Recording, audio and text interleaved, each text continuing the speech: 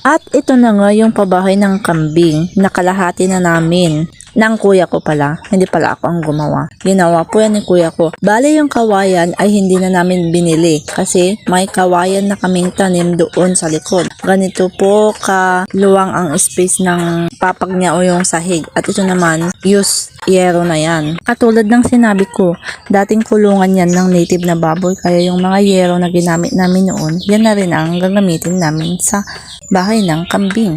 Sa pag-aalaga ng anumang hayop, ang unang pinaplano talaga ay ang paggawa ng kanilang pabahay. Wala kaming ginastos na malaki dyan sa paggawa ng pabahay ng kambing dahil ang yero ay nagamit naman na at ang kawayan ay sariling amin. Kambing na lang talaga ang kulang. Tignan nyo naman, nandito na lang ng planting materials, Madre de Agua, Indigofera, at ang Rensoni. Nakatanim na po sa lupa yung mga oversized na halaman na pagkain ng kambing. At yun naman ang Napier. At ito ang napakaraming Madre de Agua na binibenta namin. Seedlings na palalakihin pa lang yan. Ang daming forages o halaman na pwedeng ipakain sa kanila.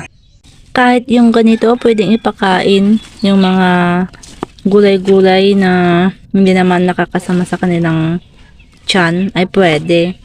May mga kambing naman na ayaw ng ganitong dahon, mulberry. Pero itong kambing na ito na may lahi ay gusto naman niyang kainin. O, diba? Gusto niyang kainin.